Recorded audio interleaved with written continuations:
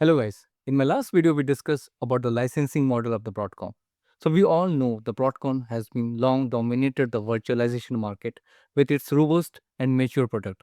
But now with subsequent modification to its licensing structure, so many organizations are exploring the alternative hypervisor solution to meet their objective for financial and operation.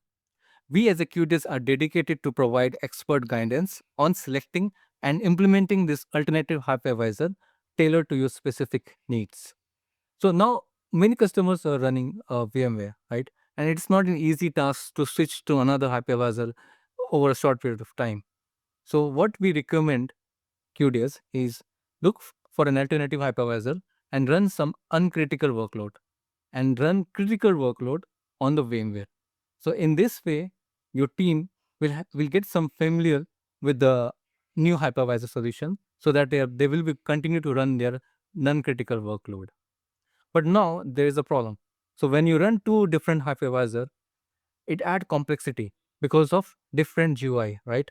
Now, what if I say we have a solution where you can have two different hypervisor, but you can manage it from a single intuitive interface? Yes, the recent acquisition of HPE Morpheus data has enabled HP to simplify IT and unify IT operations. So Morpheus data is a hybrid data management platform and it provides automation and orchestration for the application infrastructure. Now let's discuss the alternative hypervisor that I mentioned earlier. So HPE VM Essentials is the first step in utilizing the Morpheus data. Okay. Now it is based on KVM hypervisor and the licensing is based on socket. So you have 12 core or 24 core or 48 core and so on. We will just pay only for the socket. So that's one of the important point here. Now the core functionalities is very much similar to V Standard or V Enterprise Plus. It supports live migration, HA, storage migration, external storage support, distributed workload placement, last but not the least, integrated data protection. So covering up all the standard and V Enterprise Plus, almost the functionalities of it essential. Now I'll make a diagram of the architecture of essential software. So it has two components here. One is VMware, okay, and one is the essential hypervisor. Now now these two components are connected to the software, the VM Essential software. And now if the customer is going to create the VMs, the IT team, they will have the option to see whether they want to use VMware or they want to use Essential Hypervisor. So Essential software will help the customers to provision and manage VMs across both the portfolios of VMware and Essential Hypervisor. Now, once they are familiar with the tool, the IT team is familiar with the tool of Hypervisor Essential, what they can do is start migrating the workload from VMware to the Essential Hypervisor. So they have a native conversion tool that can help us to do that. So this is also one of the important point to cover from Essential software. Now there is one more thing.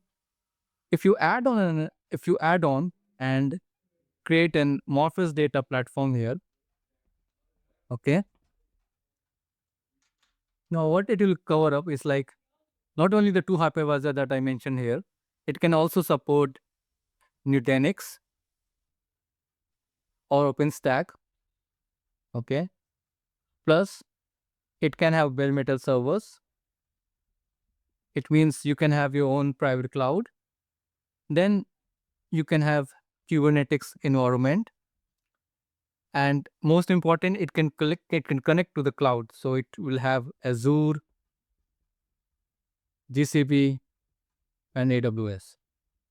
So this Morpheus data will help the whole IT organization to connect with other features, and it will be like a complete solution for VCF, and a VVF. Now let's discuss how we can optimize the cost of the core-based licensing. Now we discussed about the HPE VM Essential here. This is the software. Now, for example, we just concentrate first on VMware. Now, suppose for an existing setup, you have uh, 10 nodes, okay, and you have around 100 VMs, okay, and now the core you are utilizing for 10 nodes is around 640. That means, for example, you have 64 core per server, okay.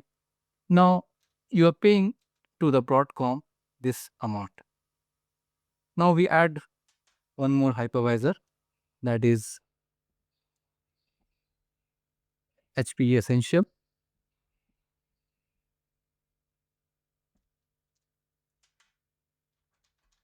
Now, as I discussed before, we have some critical workload that is running on the VMware. To optimize the cost, what we can do, we can remove some non-critical VMs to Essential and continue to run critical workload here in the VMware. Now, we identified that there are almost 40 VMs, okay, that are very critical to us. So, based on 64 cores per node, we identify it is around 256 cores for 4 nodes. Okay. Now you pay only to the Broadcom only for the 256 core. Okay. Now with Essential, we have almost now 60 VMs. Right.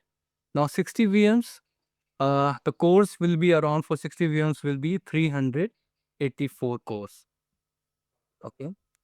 Now, as we discussed in our previous session, that Essential will have based on socket, and the socket could be around 12, 24 or 48 and so on.